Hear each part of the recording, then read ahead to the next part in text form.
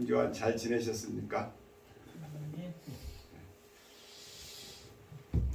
저는 오늘 마른 뼈 같은 날 새롭게 하소서 이 말씀을 가지고 은혜를 나눠보자 합니다. 에스겔은 제사장이 했었어요. 그래가지고 이스라엘이 한 1000년 동안 하나님이 주신 약속했던 하나님께서 그들에게 주신 가나안 땅에서 살다가 이제 그 땅을 송두리째 빼앗기고 그 땅이 이제는 젖과 꿀이 흐르는 가나안 땅이 아니라 저주받은 땅이 되었고 이제는 더 이상 살아갈 수 없는 황폐한 땅이 되었고 이제는 더 이상 그곳에 사람이 살 수 없는 죽음의 땅이 되어버렸어요. 그래서 이스라엘 백성들은 자기들이 1000년 동안 그 출애굽 이후에 살았던 그 땅을 떠나서 이제 어디에 바벨론으로 포로로 잡혀가고 있는 중이에요. 그들은 성전도 다 이제 파괴가 되었어요. 그 땅은 이제 더 이상 젖과 꿀이 가나안 땅이 아니었던 거예요. 그들은 이제는 전혀 소망도 없었고 꿈도 없었고 이제는 더 이상 꿈이 없잖아요. 우리가 대한민국이 일제 36년을 했음에도 불구하고 엄청난 우리의 시대를 겪었던 것과 같이 우리는 땅이라도 있었지. 이들은 땅도 지금 뺏겨가지고 쫓겨가는 거예요. 성전도 완전히 파괴됐어요. 이스라엘 백성들이 자기 하나님이 주신 땅은 가나안 땅은 바로 어디에 천국이에요. 그곳에 있는 성전이 다 파괴됐다는 것은 이미 끝난 거예요. 이제는. 그래서 우리 에스겔서 하나님이 보시기에 이스라엘 백성들을 뭘로 봤냐? 마른 뼈다귀로 보았던 거예요. 마른 뼈같이 된 거. 있잖아. 전혀 소망이 없잖아. 이제는 더 이상 땅도 잃었지, 성전도 잃었지, 모든 것을 잃어서 이제 포로로 잡혀가지고 이제 에발 강가에 에스겔 제사장이 당시에 뭐 제사장도 많았겠지만은 에스겔을 특별히 마른 뼈와 같았던 에스겔을 불러가지고 이제 그를 사용하고자 하는 거예요. 그래서 에스겔서 37장 11절에 내가 이르되 인자야 뼈들은 이스라엘 족속이라 그들이 이르기를 우리의 뼈들이 말랐고 우리의 소망이 없어졌으니 다 멸절되었다 하느니라. 이스라엘을 하나님께서 말씀해요. 마른 뼈다귀 그 골짜기에 쇠하게 쌓여있는 시체도 아니고 정말 오래돼가지고 더 이상 살아날 기미가 없는 뼈다귀로 가득 골짜기에 채워져 있었던 거예요. 근데 하나님은 왜 이스라엘 백성들은 마른 뼈로 표시를 했었고 우리 이사야 선지자가 또 이런 얘기를 했죠. 지렁이 같은 야곱아. 이제 우리 요즘 번역으로는 뭐 버러지로 돼 있더라고요. 같은 얘기인데 그렇게 표현을 했거든요. 이스라엘 백성들을 향해서. 왜 하나님께서는 마른 뼈로 표현을 하고 왜 지렁이로 표현했고 왜 버러지 같은 형상으로 표현을 했을까요? 저도 그렇게 생각을 했거든요. 그래도 특별히 선택해서 좀 거룩하게 해서 했는데 좀 낮게 표현했으면 됐는데 하나님은요 지렁이 같다고 그랬어요. 그리고 한 뼈다귀 같은 이라 했단 말이에요. 왜 하나님께서 그렇게 말씀했을까요? 저도 생각을 해봤어요. 왜 그랬죠? 왜? 근데 이 뜻은요 우리 인간이 아담과 하와가 범죄하고 타락함으로 인하여서 범죄한 타락한 인간의 존재가 이렇다라는 거예요. 지금 현재 이스라엘 백성을 향하지만 그 위에 모든 인간들이 타락한 인간의 존재는 이렇다라는 거예요. 그래서 사도 바울은 그랬어요. 기록된 바 의인은 없나니 하나도 없으며 깨달는 자도 없고 하나님을 찾는 자도 없고 다 치우쳐 무익하게 되고 선을 행하는 자가 없나니 하나도 없다. 아무도 없는 거야. 이 세상에 우리가 의롭지 하지만은 사실 의인 사람이 없더라는 거예요. 하나님이. 비록 조금씩 차이가 나겠지만은 그 차이는 하나님이 볼 때는 똑같다는 거예요.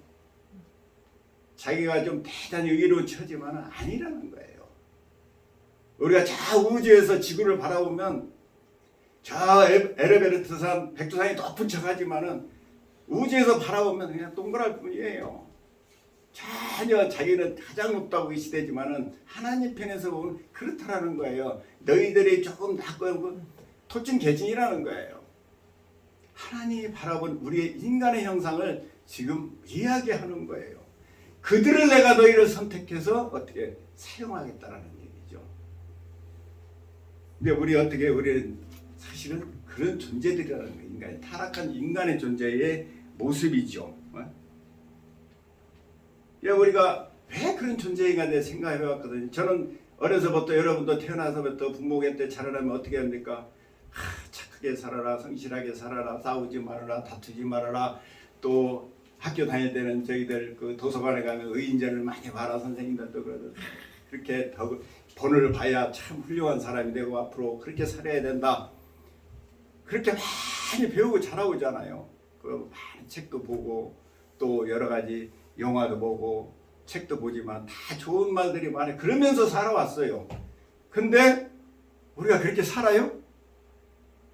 너 나쁘게 살아, 시기하고 질투하며 살아, 나쁜 짓에 도둑질하, 그런 얘기 하는 사람은 아마 하나도 없었을 거예요. 근데 우리는 그 좋은 말만 하면서도 어떻게 변화가 안 돼요. 늘 범죄가 임하잖아요. 우리가 시키지 않는 일을 왜 이렇게 하고 싶은 거예요? 부모가 하지 말라는 건 얘기하고 싶잖아요. 시키지도 않았는데, 야, 너 학교 와서 싸우지 말고 다치지 마. 했는데 또 이제 하고 수업 빼먹고 친구들하고 놀러 다니고 용돈 주면은 이거 뭐야 책 사라고 하면은 그거 가지고 엉뚱지대 쓰고 그렇게 하는지 뭐 그렇게 하라는 사람이 아무도 없거든. 우리는 그렇게 배우며 살아왔지만요 안 돼요. 이게 우리가요 새로워지려고 아무리 노력을 했지만 우리 인류가 그랬지만은 안 된다는 거예요. 안 된다는 거. 그래서 하나님이 아세요. 우리가 절대로 변화될 수 없고 우리는 능력으로 내심으로 능으로 그렇게 결단하고 노력하지만은 절대로 그렇게 될 수 없다라는 걸 하나님 알아요. 그래서 너희들은 지렁이 같은 존재요. 지렁이는 어디에 있어요? 빛이 없는 곳에 있어요. 시궁창에 있어요. 냄새나고 지저분한 데가 있는 거예요. 재앙이 가득한 곳에 있는 거예요. 그런 존재라는 거예요. 우리가 전혀 빛을 보면 사라지잖아요. 우리가 그래서 이제 마당에 막 여러 가지 널어놓습니다. 멍석에. 그리고 저녁에 다 말라고 막 이렇게 들으면 막 거기에 막 버러지 같은 게 지렁이 막 다니다가 헐떡 하면 햇빛을 보고 막 다 도망가 버리잖아요. 그죠? 우리 인간의 타락한 존재가 그렇더라는 거예요. 빛을 보면 사라지게 돼 있어. 선을 행할 수가 없어요. 그래서 인간은 선을 행할 수 없다라는 거예요. 할 것 같지만 못 한다는 거예요. 우리가 교회에서 예배 드려라, 또 말씀 공부해라, 찬양을 하지만 그게 잘 안 되는 거예요. 그게 다 그래서 우리가 우리 인생이 우리 주님께서는 마른 뼈 같은 야곱아, 너희들의 지금 상황이 그렇게 돼 있는 것을 보여줍니다. 어떻게 우리가 변하는 것은요 성령이 아니고는요 절대 변화되지 않는다는 거예요. 오늘 보니까 에스겔서 36장 26절에 이런 말씀하셨더라. 또 내 새 영을 너희 속에 두고 내 마음을 너희에게 주되 너희 육신에서 굳은 마음을 제거하고 부드러운 마음을 줄 것이며 또 내 영을 너희 속에 두어 너희로 내 율례를 행하게 하리니 너희가 내 규례를 지켜 행할지니라. 우리 인간은요 스스로 할 수 있는 힘이 없는 거예요. 그래서 성령께서 어떻게 오늘 에스겔 선지자를 불러서 새 영을 불어 넣어 주셔가지고 예언자로 아니 이제 대언자로 세우시는 거예요. 에스겔 제사장이 뭐 대단해서 그런 게 아니라 에스겔은 마른 뼈 같은 그 존재를 하나님께서 하나를 들어 가지고 그에게 새 영을 부어서 성령을 부어서 변화시켜서 이스라엘 백성을 구원하겠다는 거예요. 우리가 율법으로나 종교로나 철학으로나 절대 변하지 않잖아요. 수많은 역사가 있지만 우리가 좋은 책을 보고 철학을 보고 나 이렇게 살아야 되겠지 결단하지만 작심삼일이에요. 그죠? 우리가 새해가 되면 늘 결단하고 하지만 안 돼요. 안 돼. 3일만 지나면 못하는 거예요. 물론 사람에 따라서 차이는 있습니다. 좀 의지가 강한 사람은 뭐 한 달도 하고 두 달도 하고 좀 가능하겠지만은 대부분의 사람은 못하는 거예요. 그게 힘이 없어요. 그래서 하나님께서 아셔서 어떻게 사용하실 때 성령을 부어주셔서 사용하는 거예요. 우리가 할 수가 없었기 때문에. 이 세상의 도덕이나 철학 가지고 어떤 노력 가지고 의지로 되지를 않는 거예요. 우리가 모슬렘이나 불교나 우리 모슬렘 보면은 하루에 3번씩을 이렇게 기도를 하게 돼 있더라고요. 근데 그 시간에 돌아다니면 경찰이 잡아요. 그 시간에 잡으면은 이제 쉽게 말해서 자기들이 그것을 지켜서 뭐 선에 일해서 구원받겠다라는 얘기겠죠. 근데 그 의지나 도덕이 그들을 변화시키나요? 절대 되지가 않잖아요. 절대가 되지가 않습니다. 참 그렇게 하는 것도 정말 힘들 것 같아요. 자기 마음대로 하지도 못하고 그 시간에 그것을 해야 되고 그걸 하라는 게 참 정말 힘들 텐데 어쨌든 그렇습니다. 우리가 이 세상의 종교가 다 그런 거예요. 어떤 내가 의를 행하고 어떤 공로를 세워가지고 새로워지기를 원하는 것들이 그래서 구원받겠다라는 것이 바로인데 오늘 우리께서는 이렇게 새롭게 하려면 성령을 부어주셔서 하나님께서 하신다요. 그래서 에스겔서 오늘 말씀 첫 장에 여호와께서 권능을 내게 임하시고 그의 영을 나를 데리고 가서 골짜기 가운데 두셨는데 거기 뼈가 가득하더라.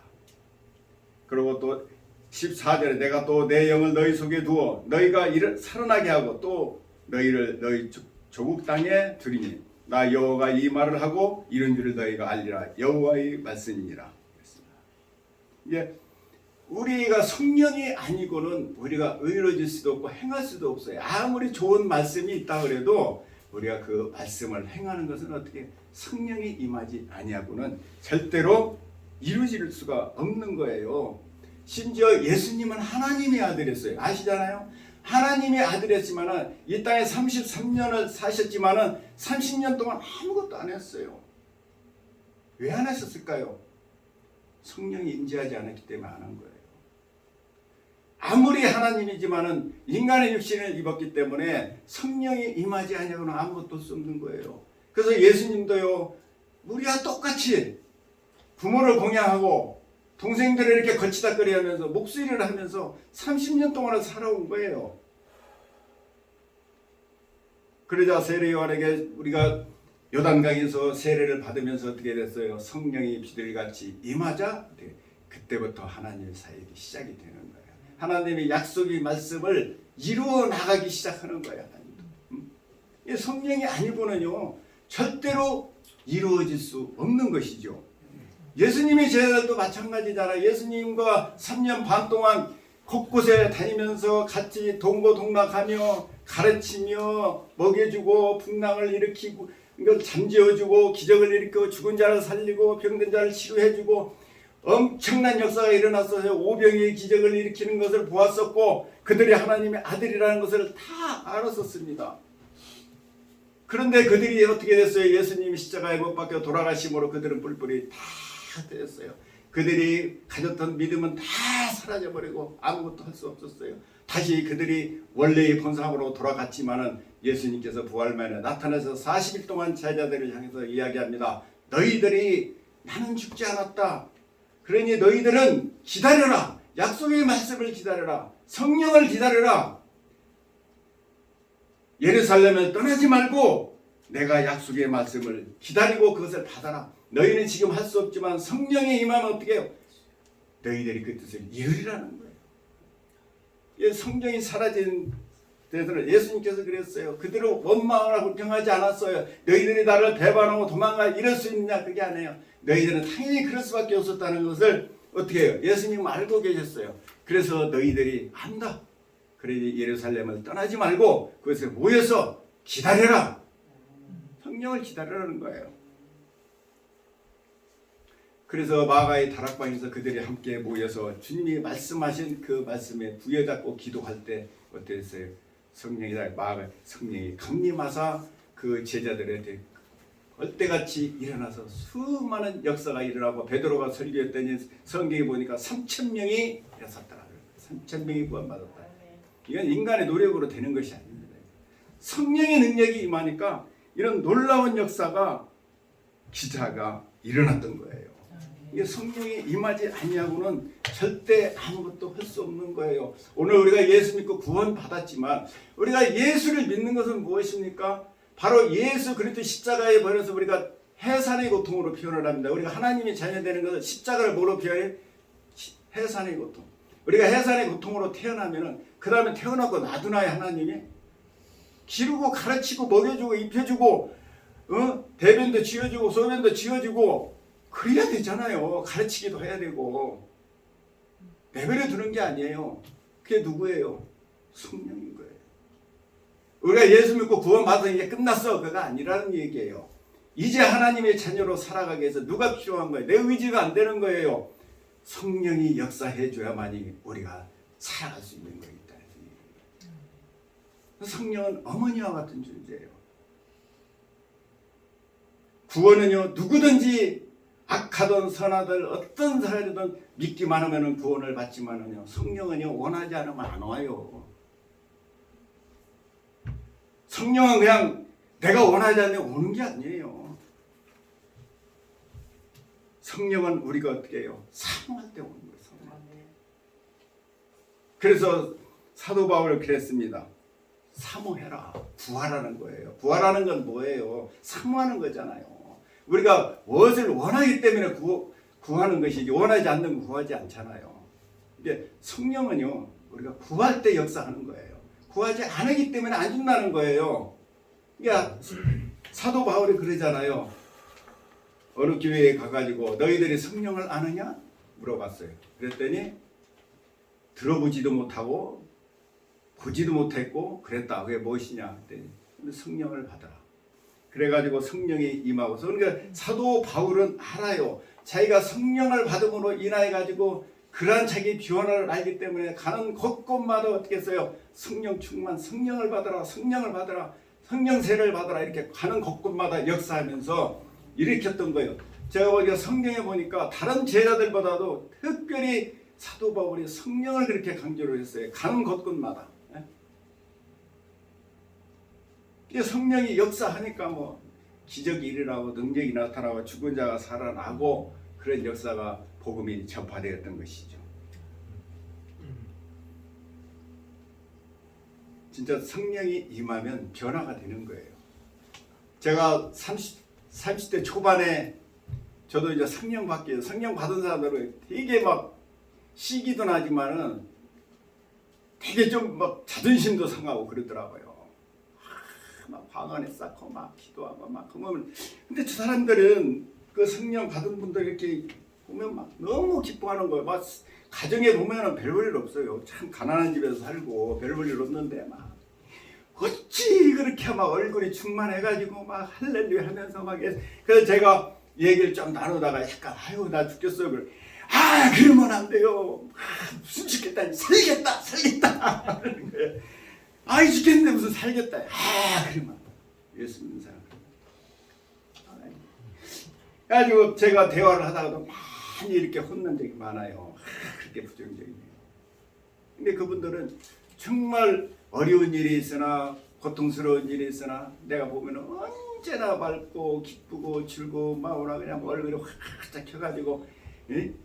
하여튼 그런 삶을 보았어요. 내가 저거 어떻게 되나 해가지고 저도 성령을 받아야지, 성령을 받아야지 해가지고 참 방학 휴가 때 받으면은 그냥 기도원으로 어디로 막 안 다녀본데 기도원이 없어요.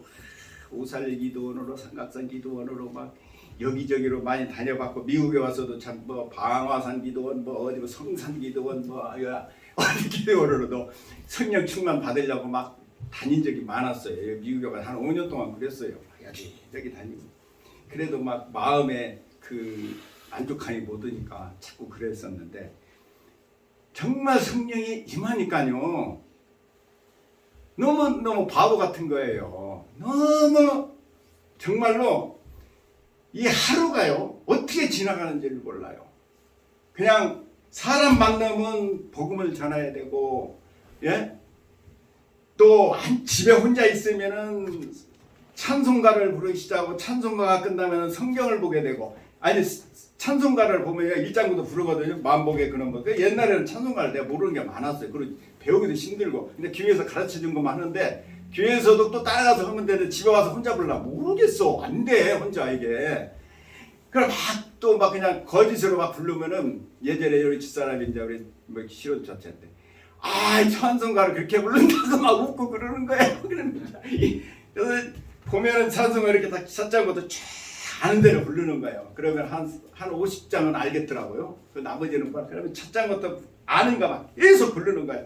뒷장까지 가지고 이제 뭐 이제 주기도문서 막 하늘에 계신 우리 아버지 거기서 끝나. 그걸 또 하고 하는. 그 질리지가 않아. 그리고 또 성경을 봅니다. 이게 성령 충만 받으면요. 그래가지고 오늘 저녁에 예배가 있어? 가야지. 하루일 끝나고 나서 저녁 먹고 바로 또 옛날에 여의도까지 가는 거예요. 그 밤 10시부터 해가지고 철화가 보통 1시 반에 이렇게 끝나거든요. 그러면 1시간 동안 찬양하고 1시간 동안 기도하고 설교 한 30분 해요. 그게 좋은 거예요. 집에 오면 한 3시 돼요. 그 아침에 또 일어나서 일해요. 그냥. 그리고 몇 시간도 앉아.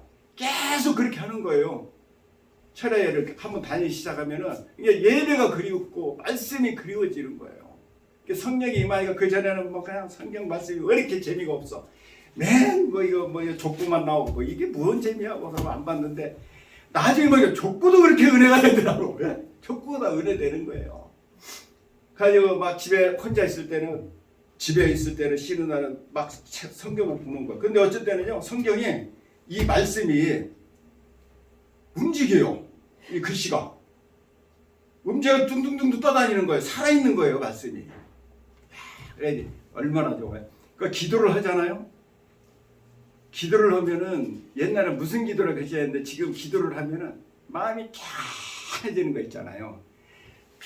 편해지면서 어린아이가 그 남의 품에서 그 울고불고하고 막 그러고 할 때 뭐야 아무리 먹은 걸 줘도 울잖아요. 그런데 엄마 품에 주면은 금방 잠잠해지는 것 같이 마음이 평안을 느껴요. 그러면서 기도를 하는 하나님 비몽사몽간에 어떤 데로 빠지는 것 같은 느낌이 들어요. 그래가지고 나중에 기도를 마치고 보면은 3시간 막 어쩐 때 4시간까지도 흐르는 거예요. 아니 기도하기 10분도 하기도 힘들잖아요. 성령이 임하니까 성령께서 그렇게 길을 인도하는 거예요. 그 사람들을 만나면은요 말을 전하면은 사람들이 옛날에 막 뻣뻣했던 것 같은 사람도 이거 믿는 것 같아요. 그러냐고 막 이거 예전 같았으면 너나 잘해. 왜 그래? 근데 그 성령을 얼굴이 뭐 제가 인상이 좋지 않잖아요. 막 무서워하던 사람들 나를 보더니 왜 이렇게 막 인상이 좋으시냐고. 그런지 막 사람들이 막 달라지는 거예요. 이게 성령 가도 내가 아는 게 사람들이 알더라고요. 이게 모든 게 기쁜 거예요. 이게 없어도 기뻐요. 없어도 있어도 기쁘겠지만 하나도 없어도 기쁜 거예요. 그냥 모든 것이 좋은 일이 있어 나쁜 일이 있다 그냥 기쁜 거예요. 왜? 나쁜 일이 있어도 전혀 나쁘지가 않아. 왜는지 아세요? 하나님이 해주시니까. 근데 제가 그 성령이 이렇게 딱 임하고 나니까 내 하늘을 바라보면서 이 천하 만국을 지으신 이분이 나하고 있어. 이 간격이 정말 견딜 수가 없는 거예요. 천하를 얻은 것보다도 더 행복하더라. 이게 뭐 대단한 사람 진짜 권력을 가지고 부를 가지고 한 사람들이 하나도 안 부러워. 내가 최고 행복한 것 같아요. 이 천하에 나보다 행복한 사람이 있으면 나와봐. 그런 느낌이더라. 너무 감격인 거예요. 성경 속에 아브라함에게 임했고 모세에게 임했던 그 하나님이 나오고 계시다고 알아주신다고 그 말을 그게 믿어지니까요. 너무너무 감격적인 거예요. 막 충격적인 거예요. 이게 막 말씀이 살아나기 시작하는 거예요. 약속의 말씀이 살아나고 그래가지고 예수 이름으로 너희는 독을 마실지라도 해를 두르지 않고 병든 자에게 기도한 지 기도를 하니까 막 낫는 거예요. 네? 우리 동기는 어려서부터 병원을 한 번도 안 갔어요. 제가 기도했어요. 어려서부터. 그러니까 아프면 무조건 오는 거예요. 아빠 기도해줘. 그게 이제 몸이 된 거예요. 그 기도가 막 아파가지고 내일 학교 못 가지 않나 싶어서 기도해주고 다음 날은 멀쩡한 거예요. 저도 감기도 자주 걸렸었죠. 한번 저는 걸리면 보통 병원 안 가면 절대 치료가 안 되는 사람이었어요. 반드시 주사를 맞아야 됐었고 그리고 며칠을 고생을 했어야 되는데 제가 그 이후로는 지금까지 감기를 걸려가지고 병원에 가본 적이 없습니다. 사실은요. 근데 그게 성령을 받으니까 어떻게 해요? 역사가 이루어지는 거예요. 그 약속의 말씀이요. 약속의 말씀이 반드시 이루어지는 거잖아요. 근데 성령이 임하지 않으면 안 이루어져요. 이게 성령이 임하니까 약속의 말씀이 성취가 돼가는 거예요. 오늘 이스라엘 백성들에게도 우리 주님께서 예언자의 에스겔 선지자라서 이제 약속의 말씀을 주잖아요. 갓을 전할 말씀을 주잖아요.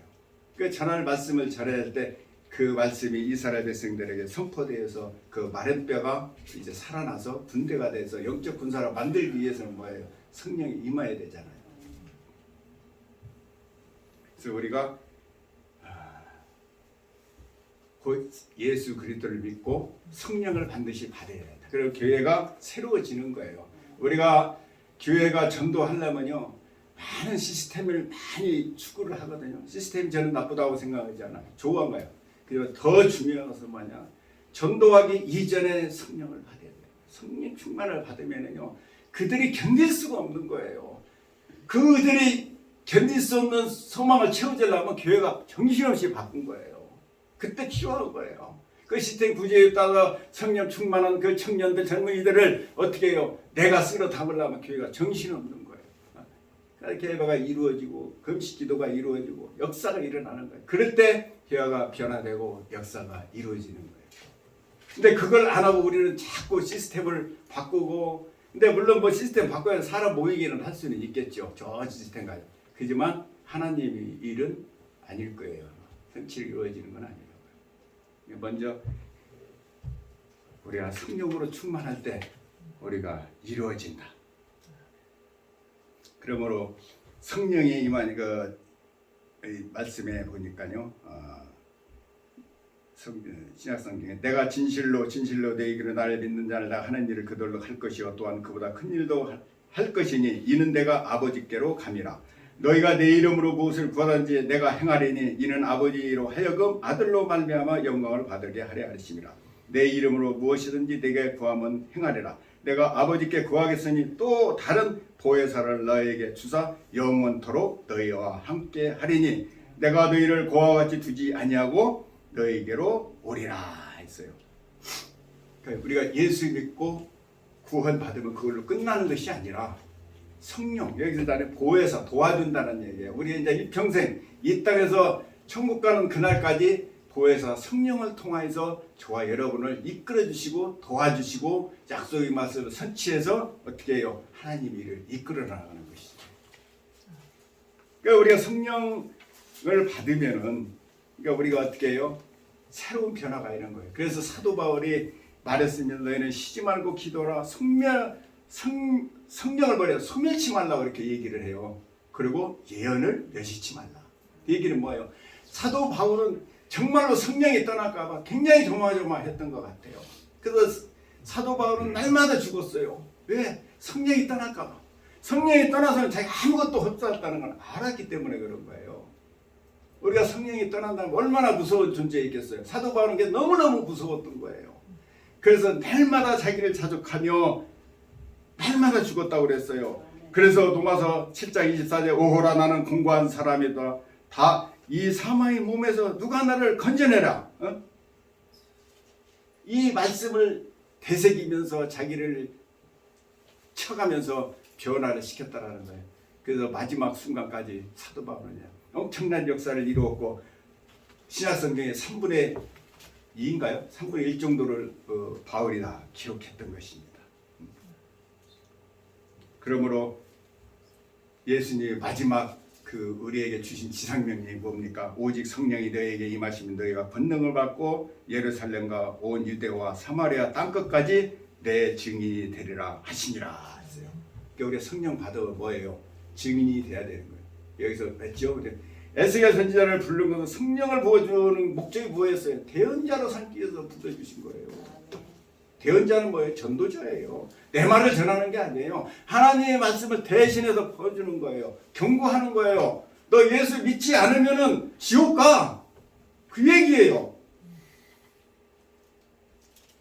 근데 에스겔서에 보니까 대언자로 세웠는데 우리가 오늘날 전도해도 그만 안 해도 그만인 거라는데 우리가 대언자로서의 역할을 우리는 누구든지 예수를 믿으려면은 이미 전도자로 여러분들 사명을 주신 거예요. 대언자로 주셨다라는 얘기예요. 특별한 사람만 주는 게 아니에요. 예수 믿는 저와 여러분은 다 예언의 대언자로서의 우리에게 주셨다는 사실을 기억해야 됩니다. 여기에 보니까 에스겔서 보니까 이렇게 나왔어요. 3장 17절에 너희들을 파수꾼으로 세웠고 18절에 내가 가령 악인에게 말하기를 너는 꼭 죽으리라 할 때 내가 깨우치지 아니하거든 말로 악인에게 일러서 그의 악한 길을 떠나 생명을 구원하지 아니하면 그 악인은 그 죄악 중에서 죽으려니와 내가 그 핏값을 내 손에 찾으리라 했어요. 여러분들이 구원해야 될 사람이 친구나 가족이나 친척이 있었는데 그가 구원받지 못하고 지옥 가면은 누구 책임이라는 거예요? 저와 여러분 책임이라는 거예요. 무서운 얘기예요. 이게 반드시 어떻게 해요? 성령을 받아서 복음을 전해야 되는, 그냥 전할 수가 없잖아요. 이게 성령을 받아야만이 우리가 전할 수 있는 거예요. 19절에 내가 악인을 깨우치되 그가 악한 마음과 악한 행위로 돌이키지 아니하면 그는 그의 죄악으로 죽으려니와 너는 내 생명을 보존하리라. 내가 전했는데 그가 믿지 않는 것은 그때는 이제 우리가 보존한다는 거예요. 그러니까 여러분 믿든지 안 믿든지 어떻게 하냐? 전하라는 거예요.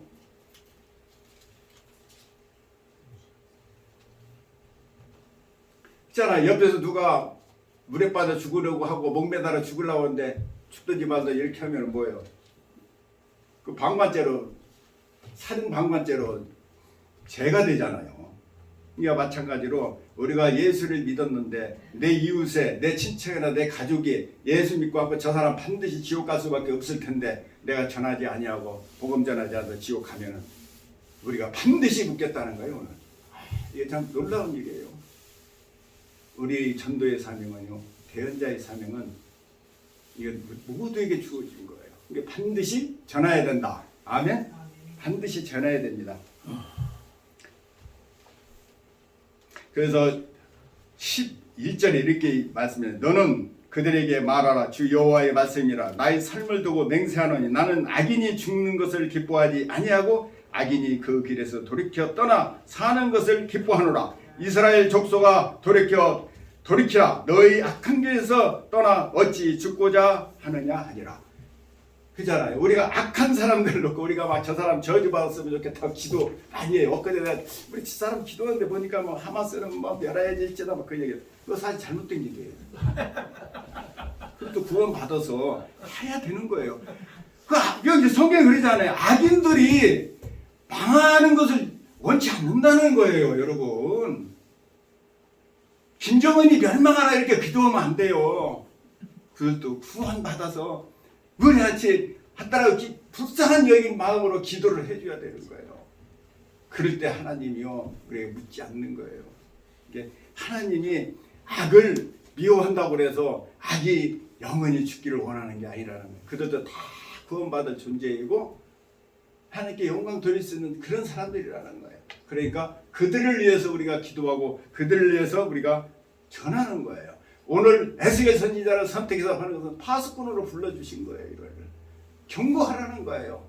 내 말을 하는 것이 아니라. 그래서 그들이 네 말을 듣든지 아니 듣든지 너는 가서 전하라는 거예요. 만약에 네가 듣지 않으면 네가 죽으리라 그런 거예요. 그들도 죽지만은 너도 죽으리라. 이게 우리가 예수 믿는 것은요 뭔 줄 아세요? 책임이 있는 거예요. 예수 믿는 대신에 책임이 있는 거예요. 예수 안에 우리가 자유함을 누리는 대신에 뭐가 책임이 있는 거예요. 공산주의는 책임이 없어요. 왜? 위에서 시킨 대로 했기 때문에. 그러나 민주주의는 뭐예요? 책임이 있어요. 자기 한 일에 대해서. 우리 예수 믿는 것도 마찬가지로 우리가 예수를 믿고 안 믿고 여러분 자유예요. 동물들은 믿고 싶어서 믿고 안 믿고 알지 않잖아요. 그래서 동물들은 책임이 없어. 그러나 인간에게는 주어졌어요. 믿느냐 안 믿느냐 너희들의 선택에 달려있는 거야.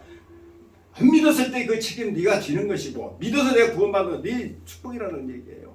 이게 우리가 책임 있는 거예요. 우리가 구원 받았으면 당연히 그 구원의 복음을 이웃에게 전하고 세상에 전해서 변화시켜야 되는 거예요. 그것이 우리의 책임입니다. 이게 우리가 예수 믿고 구원 받아서 좋다 이제 아무렇게나 살아도 된다 그러면 안 되는 거예요. 내가 받은 축복을 받아가지고 성령 충만해서 그래. 그러니까 우리가 성령 충만하지 않으면요 복음 전하기가 참 쉽지가 않아요. 어색하고 말이에요. 상대가 좀 이상한가 하고 창피해도 하고 그래요.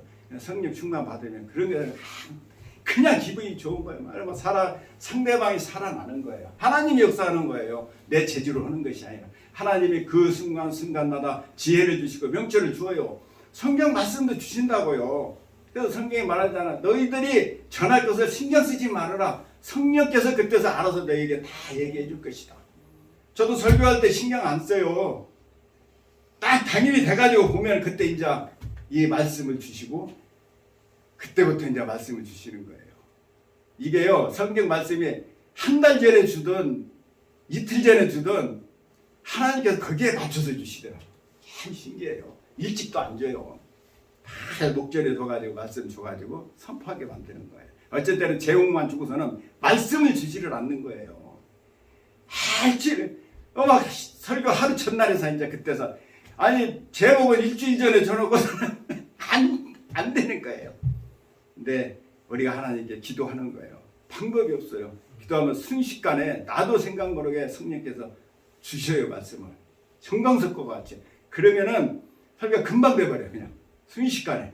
그렇게 생각이 안 나고 그렇게 했던 것들이 그때 말씀, 야 이런 말씀이죠. 그러면은 제가 받는 말씀이 내가 평상시에 알았던 말이 아니에요. 내가 느끼지 못했던 것들을 성령께서 이렇게 알려주시더라고요.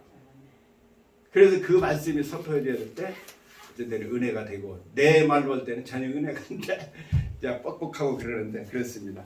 우리는 예수 믿고 구원받은 성도로서 이제 우리가 변화되는 것은 우리 도시던 동산교회가 변화될 수 있는 것은 우리 젊은이들이 또 변화될 수 있는 것은 다른 거 없습니다. 성령을 받아야 돼. 성령 세례를 받아야 되고 성령 충만을 받았을 때 교회가 회복되고 여러분과 저가 회복돼서 우리가 이 세상을 살리는 여러분이 가정을 살리고 직장을 살리고 세상을 살리는 그러한 능력가가 되실 줄로 믿습니다. 기도하시겠습니다. 좋으신 하나님 고맙고 감사합니다. 오늘도 아버지 하나님 저희들을 마른 막대기와 같은 저희들을 하나님 이렇게 불러 모아 주셔서 하나님의 자녀로 삼아주시고 하나님의 대언자로 주셔서 이 세상에 아버지 하나님 그 놀라운 축복과 은혜의 말씀을 전할 수 있는 사명을 주심을 감사합니다. 주의 성령이여 이번 주간에도 아버지 하나님 내 이웃에게 내 동료들이 잘못된 길이 있거들랑 정말 아버지 하나님 그들에게 올바른 성령을 받아서 예수 그리스도 안에서 새로운 삶을 살 수 있도록 인도해 주시고 이 세상의 모든 사람들이 정말 예수 그리스도 안에 새로운 역사가 이루어지는 역사가 나타날 줄로 믿습니다. 좋으신 하나님 한 주간도 우리 주님 은혜 가운데 승리케 하여 주시옵소서. 예수님의 이름으로 기도했습니다. 아멘.